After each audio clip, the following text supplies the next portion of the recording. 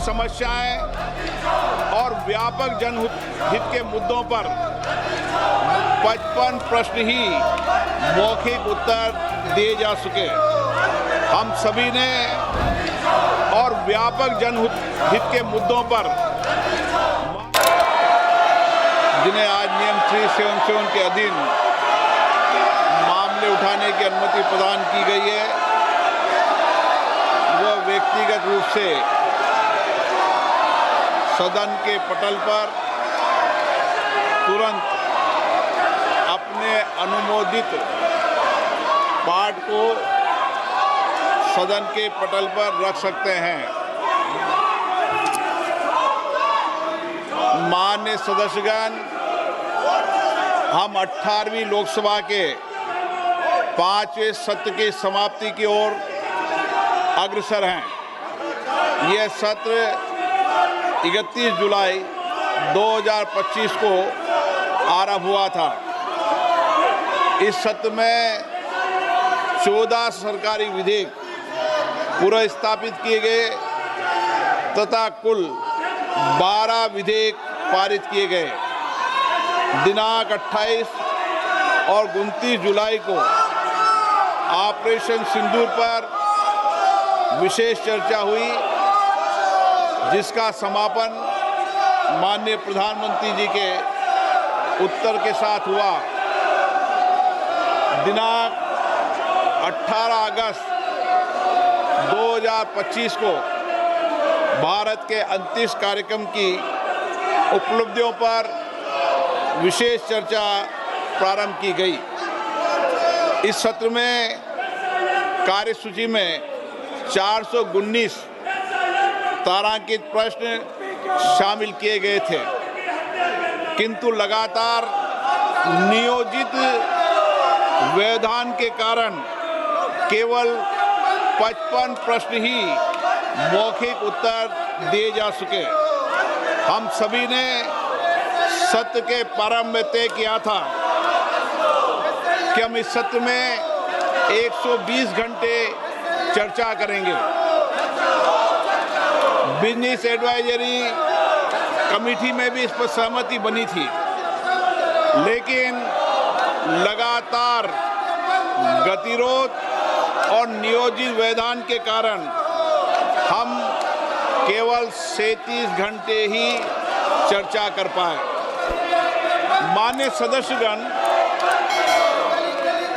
हम सब जनप्रतिनिधि के रूप में हमारे आचरण, हमारी कार्यप्रणाली को पूरा देश देखता है। जनता हमें बहुत उम्मीदों के साथ सुनकर यहाँ पर भेजती है, ताकि हम उनकी समस्याएं और व्यापक जनहित के मुद्दों पर, महत्वपूर्ण विधेयकों पर व्यापक चर्चा कर सकें, मर्यादित चर्चा कर सकें।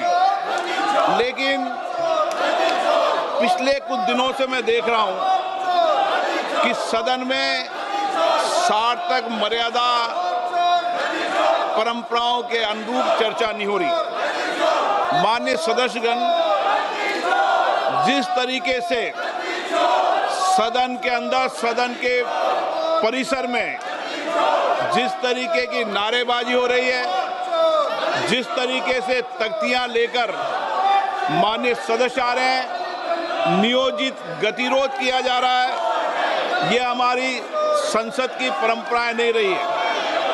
और विशेष रूप से इस सत्र में जिस भाषा का आचरण किया गया, जिस तरीके की नारेबाजी की गई, ये सदन की मर्यादाओं के अनुरूप नहीं है।